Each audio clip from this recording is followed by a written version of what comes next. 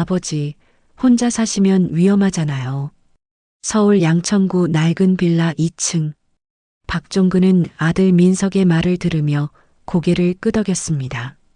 식탁 위엔 반찬 몇 가지가 놓여 있었지만 손을 댄 건 김치뿐이었죠. 그래, 내 말이 맞다. 엄마 없으니까 혼자 있으면 허전하긴 하지. 작년 가을 아내가 세상을 떠난 후 종근은 매일 빈집에서 혼자 밥을 먹었습니다. 밥상 맞은편 의자는 여전히 비어 있었고 종근은 가끔 그 자리를 바라보며 말을 걸곤 했죠. 여보, 오늘도 국 끓였어. 당신이 좋아하던 된장국. 아들 민석은 한 달에 한 번 정도 들렀습니다. 그때마다 종근은 반가운 마음에 준비해둔 음식을 내놓았지만 민석은 늘 급하게 먹고 갔죠. 아버지, 저 바빠요. 회사 일이 많아서요. 그날도 민석은 서둘렀습니다. 하지만 가기 전에 서류 봉투 하나를 꺼냈습니다. 아버지, 이거 좀 보세요. 이게 뭐냐? 집 명의를 제 쪽으로 잠깐 옮겨두는 게 좋을 것 같아요.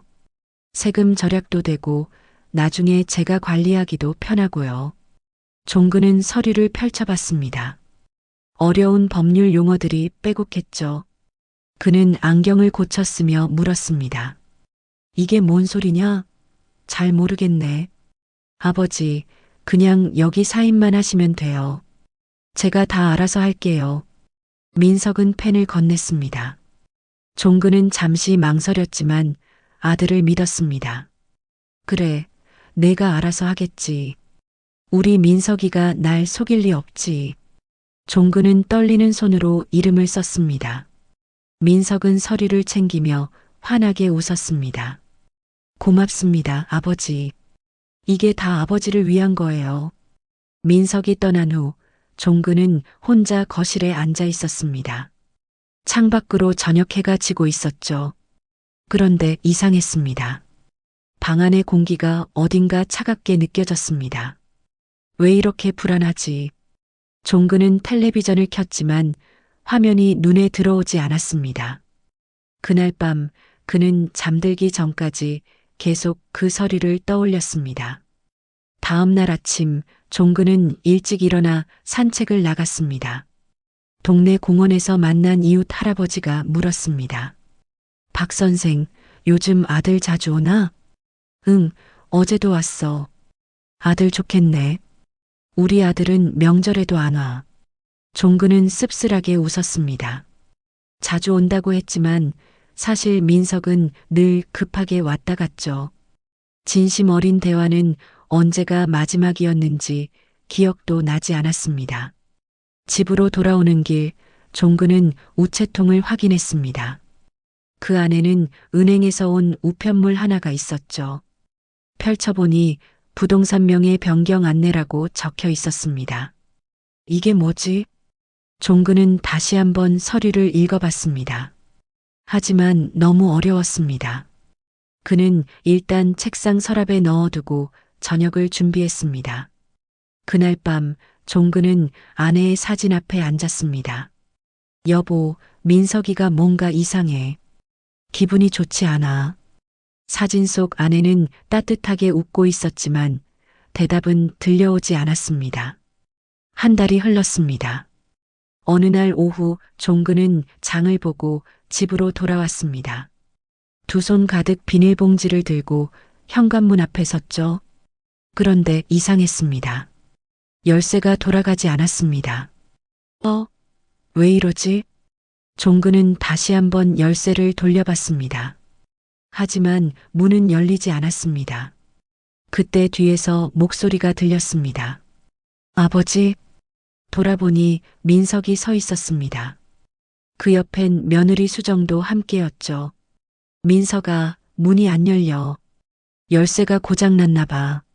민석은 난처한 표정을 지었습니다. 수정이 먼저 말했습니다. 아버님, 그게 저희가 자물쇠를 교체했어요. 뭐? 왜? 이제 이 집은 저희 명의니까요. 리모델링 하려고요. 종근은 멍하니 며느리를 바라봤습니다. 무슨 소리야? 내 집인데? 민석이 끼어들었습니다. 아버지, 지난달에 서류에 사인하셨잖아요. 그게 명예 이전 서류였어요. 그건 세금 절약용이라고 했잖아. 그건 제가 설명을 잘못한 거예요. 어쨌든 이제 법적으로 이 집은 제 거예요. 종근의 손에 들린 비닐봉지가 바닥에 떨어졌습니다. 배추, 무, 두부가 뒹굴었지만 아무도 신경 쓰지 않았습니다. 그럼 나는 어디서 살라고? 수정이 차갑게 말했습니다. 아버님, 요즘 세상에 자식이 부모 모시는 게 어디 쉬운가요? 저희도 애들 키우느라 바빠요. 수정 씨, 내가 너희한테 뭘 잘못했니? 잘못하신 건 없어요. 그냥 따로 사시는 게 서로 편할 것 같아서요. 민석이 봉투 하나를 꺼냈습니다. 아버지, 여기 200만 원 있어요. 일단 고시원 알아보세요. 나중에 여유 생기면 다시 모실게요. 고시원? 나보고 고시원에 가라고? 임시로요. 금방 해결될 거예요. 종근은 아들의 눈을 똑바로 쳐다봤습니다. 하지만 민석은 시선을 피했습니다. 민석아, 내가 정말 내 아들이냐?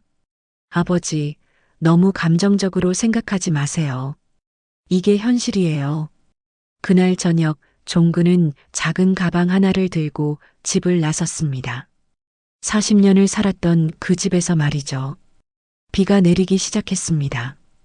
우산도 없이 걷는 종근의 어깨는 점점 젖어갔습니다. 동네 사람들이 수군거렸습니다. 저 양반 아들한테 쫓겨났대. 어머, 불쌍하게. 종근은 그 말들을 들었지만 고개를 들지 못했습니다. 수치심과 분노가 뒤섞였습니다. 역 근처 고시원을 찾았습니다. 낡은 건물 3층, 좁은 복도를 지나 작은 방 하나가 배정됐습니다. 보증금 없이 월 45만 원입니다. 종근은 고개를 끄덕이고 돈을 냈습니다. 방문을 열자 2평 남짓한 공간이 나타났습니다. 창문도 작고 침대와 책상이 전부였죠. 종근은 가방을 내려놓고 침대에 앉았습니다. 벽에 금이 가 있었고 옆방에서는 누군가 기침 소리가 들렸습니다. 이게 내 인생이구나. 그날 밤 종근은 잠들지 못했습니다. 천장을 바라보며 눈물이 흘러내렸습니다. 일주일이 지났습니다. 종근은 고시원 생활에 적응하려 애썼습니다. 아침마다 공용 화장실에서 세면을 하고 라면으로 끼니를 때웠습니다. 예전엔 아내가 차려준 따뜻한 밥을 먹었는데 이젠 그마저도 사치가 됐죠. 어느 날 저녁 복도에서 낯익은 얼굴을 마주쳤습니다. 박 선생님? 상호 형님.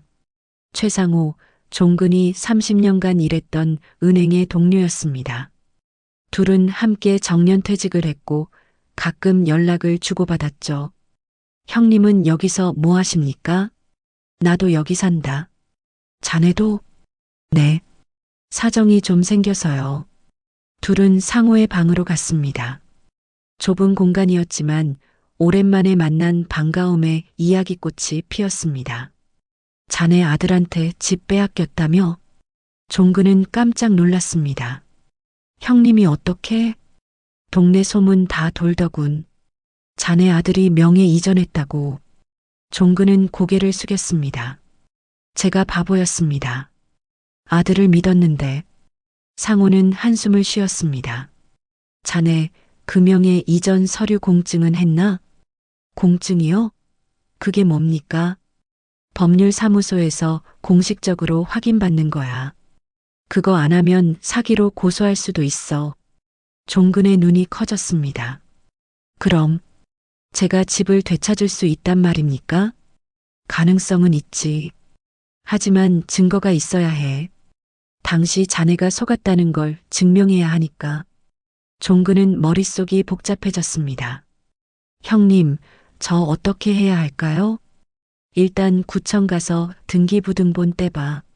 정확히 뭐가 어떻게 됐는지 확인해야지. 다음 날 아침 종근은 구청으로 향했습니다. 창구에서 등기부등본을 신청했고 직원이 서류를 건넸습니다. 박종근님 명의로 된 부동산은 현재 존재하지 않습니다. 뭐라고요? 지난달에 박민성님 명의로 완전히 이전됐네요. 종근은 서류를 받아들고 멍하니 서 있었습니다. 완전 이전. 그 말은 집이 더 이상 자신의 것이 아니라는 뜻이었습니다. 구청을 나오며 종근은 벤치에 앉았습니다. 손이 떨렸습니다. 민서가, 내가 정말 이럴 수 있니?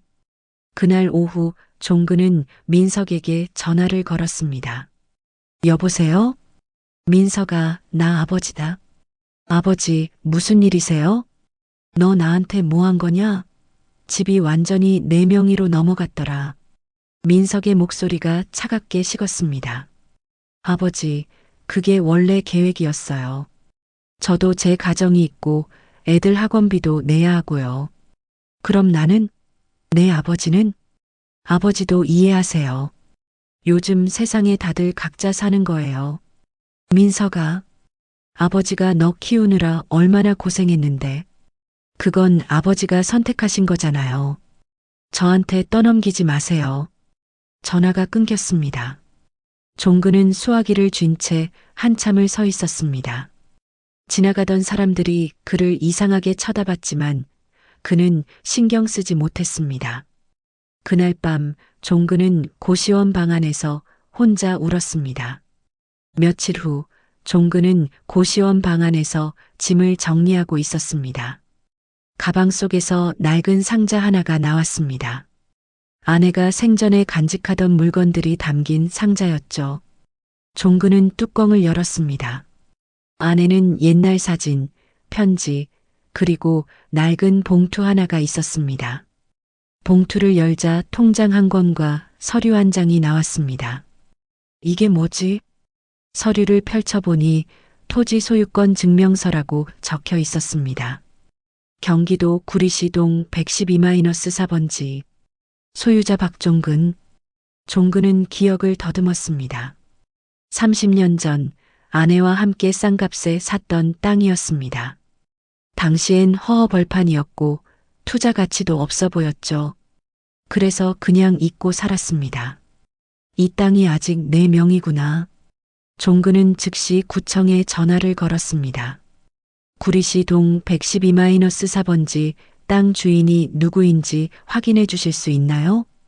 잠시만요. 박종근님 명의로 되어 있습니다.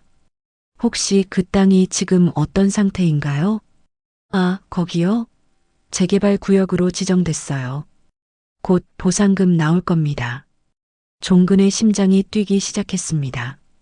보상금이요? 네, 최소 80억은 될 것 같은데요. 정확한 금액은 나중에 통보 나갑니다. 전화를 끄는 종근은 멍하니 앉아 있었습니다. 80억? 그 돈이면 새로운 삶을 시작할 수 있었습니다. 하지만 종근은 곧바로 생각을 바꿨습니다. 아니야. 이걸 그냥 받을 순 없어. 민석이가 한 짓을 그냥 넘어갈 순 없어. 종근은 상호를 찾아갔습니다. 형님, 제게 좋은 변호사 한 분 소개해 주실 수 있습니까? 무슨 일인데? 복수할 겁니다. 상호는 종근의 눈을 보고 놀랐습니다. 그 눈빛은 예전과 달랐습니다. 더 이상 약한 노인이 아니었죠. 좋아. 내가 아는 사람 소개해 주지. 다음 날 종근은 변호사 사무실을 찾았습니다. 젊은 변호사가 그를 맞이했습니다. 어르신, 무슨 일로 오셨습니까? 종근은 모든 이야기를 털어놨습니다. 아들이 집을 빼앗은 일, 그리고 자신이 가진 땅의 가치를 말이죠. 변호사는 고개를 끄덕였습니다. 충분히 승산 있습니다. 분명의 이전 과정에서 사기 요소가 있었고 어르신께서 제대로 된 설명을 듣지 못하셨으니까요. 그럼 집을 되찾을 수 있습니까? 가능합니다. 하지만 시간이 걸릴 겁니다. 종근은 결심했습니다. 시간이 얼마가 걸리든 상관없습니다. 제대로 된 복수를 하고 싶습니다. 변호사는 미소를 지었습니다. 그럼 제가 도와드리죠. 그날 밤 종근은 고시원 창문 밖을 바라봤습니다. 도시의 불빛이 반짝이고 있었습니다. 민서가, 이제 내 차례다. 한 달이 흘렀습니다. 종근은 변호사와 함께 치밀한 계획을 세웠습니다. 첫 번째 단계는 민석에게 연락을 끊는 것이었습니다. 종근은 일부러 휴대폰을 꺼두고 고시원 주소도 알리지 않았습니다. 민석은 처음엔 신경 쓰지 않았습니다. 하지만 며칠이 지나도 아버지와 연락이 되지 않자 조금씩 불안해지기 시작했죠. 여보, 아버지 전화 안 받으시네. 수정이 무심하게 말했습니다.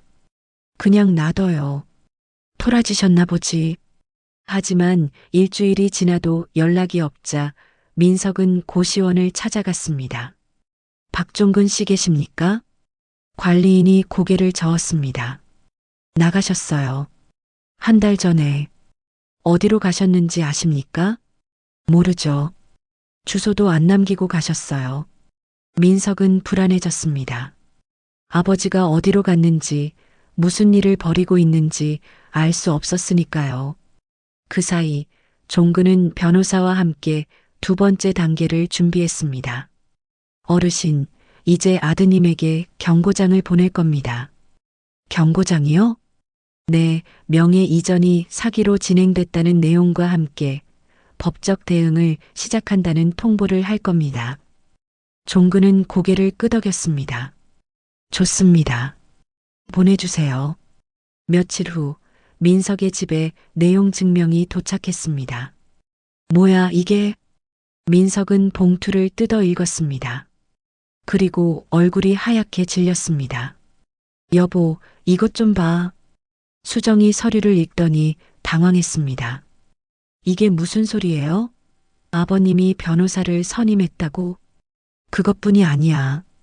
명예 이전을 무효화하고 집을 되찾겠다는 거야. 그럴 수 있어요? 모르겠어. 변호사한테 물어봐야겠어. 민석은 급히 변호사 사무실을 찾았습니다. 제가 아버지 집을 명예 이전받았는데 아버지가 이걸 사기라고 주장하고 있어요. 변호사는 서류를 검토했습니다. 이거 문제가 좀 있네요. 명예 이전할 때 공증을 안 하셨군요. 그게 문제가 됩니까? 큰 문제입니다. 아버님이 제대로 된 설명을 듣지 못하고 서명했다고 주장하면 법원에서 사기로 판단할 수 있어요. 민석은 식은땀이 흘렀습니다. 그럼 집을 돌려줘야 합니까? 그럴 가능성이 높습니다. 게다가 형사 고소까지 들어가면 더 곤란해지죠. 민석은 패닉 상태에 빠졌습니다.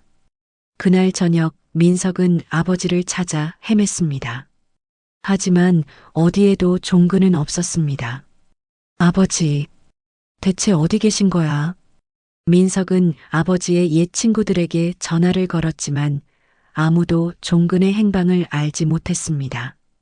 사실 종근은 변호사 사무실 근처 작은 원룸에서 지내고 있었습니다. 변호사가 구해준 곳이었죠. 어르신, 아드님이 완전히 당황한 것 같습니다. 좋습니다. 이제 다음 단계로 넘어갑시다. 다음 단계는 구리 땅 이야기를 슬쩍 흘리는 겁니다. 아드님이 그 정보를 듣게 되면 어떻게 반응할지 보는 거죠. 종근은 미소를 지었습니다. 제 아들을 제가 너무 잘 압니다. 그 녀석은 분명 욕심을 낼 겁니다. 변호사는 고개를 끄덕였습니다. 그럼 그때가 결정적인 순간이 되겠네요. 종근은 창밖을 바라봤습니다. 서울의 야경이 펼쳐져 있었습니다. 민서가, 이제 내가 얼마나 변했는지 확인할 시간이다. 며칠 후 민석은 우연히 아버지의 옛 동료를 만났습니다. 아, 민석 씨, 오랜만이네요. 아, 안녕하세요. 혹시 저희 아버지 어디 계신지 아십니까? 잘 모르겠는데. 근데 박 선생님 대단하시더라고요. 네, 무슨 말씀이세요? 구리에 땅이 있다면서요? 재개발 구역이라 보상금이 엄청나다던데요. 민석은 귀가 번쩍 뜨였습니다. 보상금이요? 네, 80억 정도 된다고 들었어요. 부럽네요.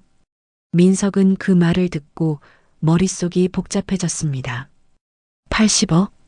그 돈이면 지금의 모든 문제가 해결될 것 같았습니다. 집으로 돌아온 민석은 수정에게 말했습니다. 여보, 아버지한테 구리에 땅이 있대. 땅? 얼마짜리인데? 80억 정도 된대. 재개발 구역이라서. 수정의 눈이 커졌습니다. 80억? 그럼 우리가 그 땅을 받을 수 있는 거 아니에요? 그래야 하는데. 아버지가 어디 계신지 모르잖아. 빨리 찾아야죠. 그 돈이면 애들 대학 등록금도 해결되고 우리 빚도 다 갚을 수 있어요. 민석은 더욱 필사적으로 아버지를 찾기 시작했습니다. 하지만 종근은 여전히 나타나지 않았습니다. 일주일 후 민석의 집에 또 다른 우편물이 도착했습니다. 이번엔 법원에서 온 소장이었습니다. 명예 이전 무효 소송 및 사기 혐의 고소. 민석은 손이 떨렸습니다. 아버지가 정말로 법적 조치를 시작한 것입니다. 여보, 이거 어떡해요? 수정도 당황했습니다. 변호사한테 다시 물어봐요. 어떻게든 해결해야죠. 하지만 변호사의 대답은 냉정했습니다. 승소 가능성이 거의 없습니다. 명예 이전 과정에서 명백한 하자가 있었으니까요. 차라리 합의를 권유드립니다. 합의요? 네, 어르신께 집을 돌려드리고 용서를 구하는 게 최선입니다. 민석은 고개를 저었습니다. 그럴 순 없어요. 제가 그 집을 담보로 대출도 받았거든요. 변호사는 한숨을 쉬었습니다. 그럼 더 큰 문제가 되겠네요. 그날 밤 민석은 잠을 이루지 못했습니다. 옆에서 수정이 말했습니다. 여보, 그냥 아버지한테 사과하고 구리 땅이라도 받아요. 그게 낫지 않아요? 그래도 내가 어떻게 아버지한테 얼굴을 들고 가. 지금이라도 늦지 않았어요. 빨리 찾아뵙고 용서 빌어요. 민석은 깊은 한숨을 쉬었습니다. 하지만 그의 마음 한편에는 여전히 욕심이 남아 있었습니다. 구리 땅? 80억? 그 돈만 있으면. 며칠 후 민석은 마침내 아버지의 행방을 알아냈습니다. 변호사 사무실에 전화를 걸어 협박하듯 물었던 것입니다. 제 아버지 어디 계신지 알려주세요. 안 그러면 이쪽도 가만히 있지 않겠습니다. 변호사는 잠시 침묵하다가 주소를 알려줬습니다. 사실 이것도 종근의 계획이었습니다.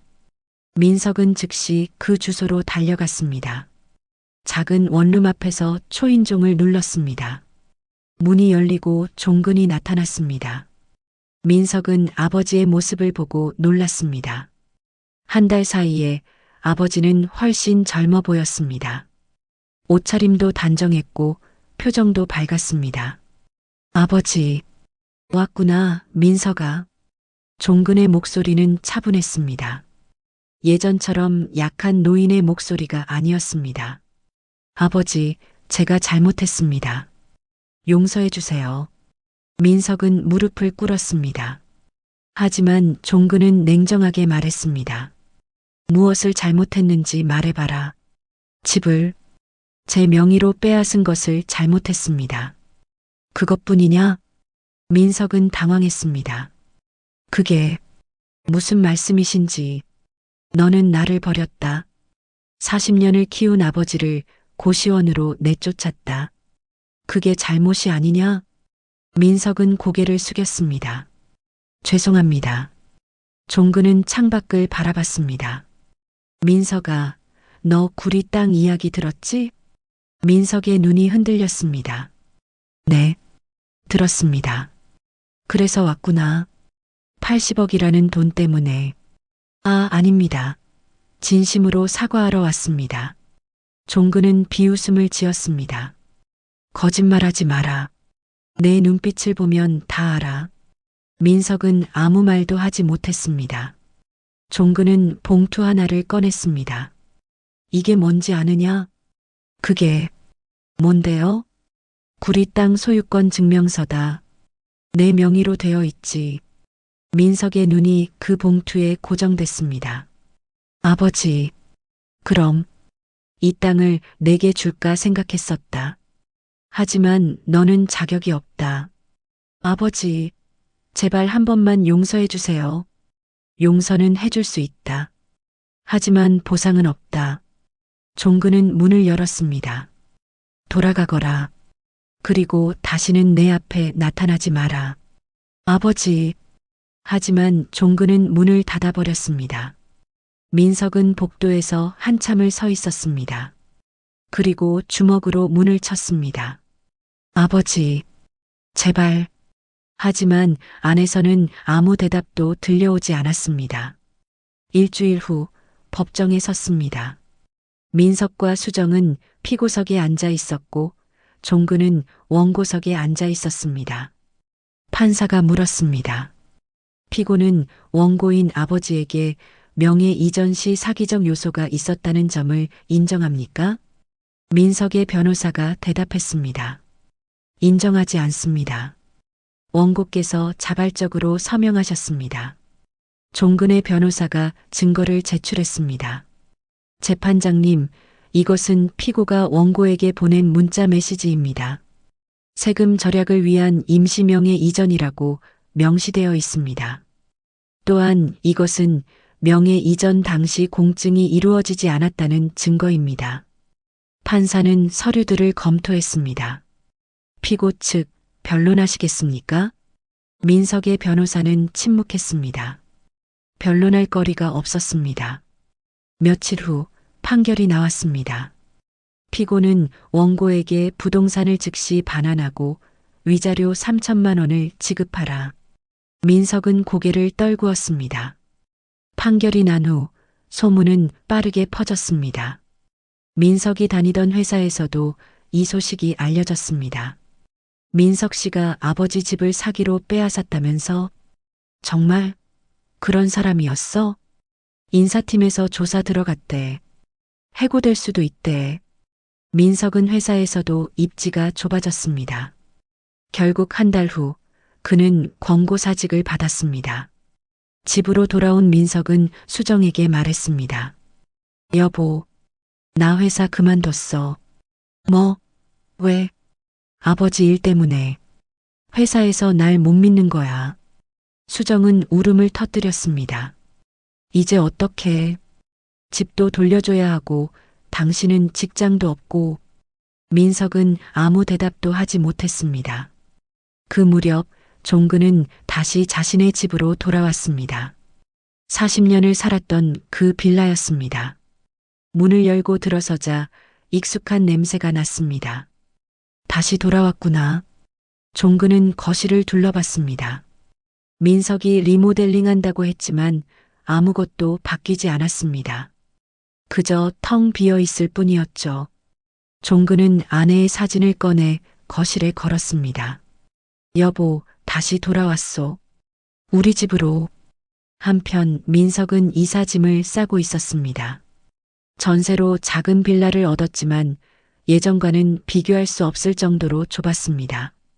수정이 한숨을 쉬었습니다. 이게 다 무슨 일이야?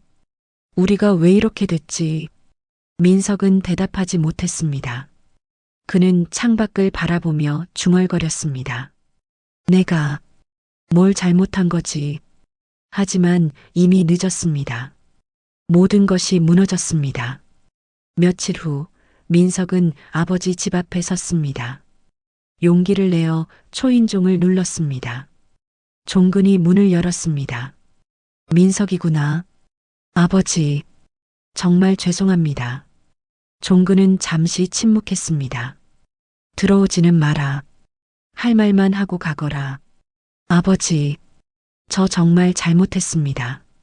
제가 너무 욕심을 부렸어요. 이제 알았느냐? 네, 이제 알겠습니다. 아버지가 얼마나 저를 위해 희생하셨는지. 종근은 한숨을 쉬었습니다. 민석아, 나는 너를 용서한다. 하지만 예전처럼 돌아갈 수는 없다. 아버지, 너는 이제 어른이다. 내 인생은 내가 책임져라. 나는 내 남은 인생을 살 것이다. 종근은 문을 닫았습니다. 민석은 계단을 내려가며 눈물을 흘렸습니다. 하지만 이미 돌이킬 수 없었습니다. 석 달이 흘렀습니다. 종근은 구리 땅 보상금을 받았습니다. 정확히 82억 원이었습니다. 변호사가 축하 인사를 건넸습니다. 어르신 축하드립니다. 이제 편하게 사실 수 있겠습니다. 고맙습니다. 변호사님 덕분입니다. 종근은 그 돈으로 먼저 노인복지센터에 20억을 기부했습니다. 제 아내 이름으로 해주십시오. 그 사람 덕분에 이 돈이 생긴 거니까요. 신문에는 72세 노인 20억 기부라는 기사가 실렸습니다. 어느 날 기자가 종근을 찾아왔습니다. 어르신, 인터뷰 좀 해도 될까요? 무슨 인터뷰요? 아드님과의 갈등, 그리고 법정 싸움에 대해 여쭤보고 싶습니다. 종근은 잠시 생각하다가 고개를 저었습니다. 그 이야기는 하고 싶지 않습니다. 하지만 많은 분들이 궁금해 하십니다. 종근은 창밖을 바라봤습니다. 제가 하고 싶은 말은 하나뿐입니다. 가족이라는 이름으로 서로를 함부로 대하지 말라는 것입니다. 명언이시네요. 명언이 아닙니다. 제가 뼈저리게 느낀 진실입니다. 그날 저녁 종근은 혼자 저녁을 먹었습니다. 식탁 맞은편에는 여전히 아내의 사진이 놓여 있었습니다. 여보, 우리 이제 편하게 살 수 있을 것 같소? 사진 속 아내는 따뜻하게 웃고 있었습니다. 종근은 밥을 한 숟가락 떠먹으며 중얼거렸습니다. 혼자 사는 것도 나쁘지 않구려. 한편 민석은 작은 회사에 재취업했습니다. 월급은 예전의 절반도 안 됐지만 어쩔 수 없었습니다. 퇴근 후 집으로 돌아오는 길 그는 신문 가판대에서 아버지 기사를 봤습니다. 72세 박종근 씨 20억 기부. 민석은 그 기사를 오래 바라봤습니다. 가슴이 먹먹했습니다. 아버지, 제가 정말 바보였습니다. 하지만 이미 늦었습니다. 몇 달 후 종근은 작은 카페를 차렸습니다. 동네 노인들이 편하게 들러 커피 한 잔 마실 수 있는 곳이었습니다. 어서 오십시오. 종근은 손님들을 맞이하며 웃었습니다. 진심 어린 웃음이었습니다. 어느 날 상우가 카페를 찾아왔습니다. 박 선생, 여기 정말 좋네. 고맙네. 자네도 자주 오게. 그나저나 아들하고는 어떻게 됐나? 종근은 잠시 침묵했습니다. 글쎄, 연락은 없네. 하지만 괜찮아. 나는 내 삶을 살고 있으니까. 잘 생각하셨어. 자식 때문에 인생 망치면 안 되지. 종근은 창밖을 바라봤습니다. 봄바람이 불어오고 있었습니다. 이제야 진짜 자유로운 기분이야. 그날 저녁 종근은 카페 문을 닫고 집으로 돌아갔습니다. 거실에 앉아 아내의 사진을 바라봤습니다. 여보, 우리 잘 살았던 거 맞지? 사진은 대답하지 않았지만 종근은 미소를 지었습니다. 그래, 잘 살았어. 그리고 앞으로도 잘 살 거야. 창밖으로 별이 떠올랐습니다. 종근은 혼잣말처럼 중얼거렸습니다. 이제야 내 인생이 시작되는 기분이구나.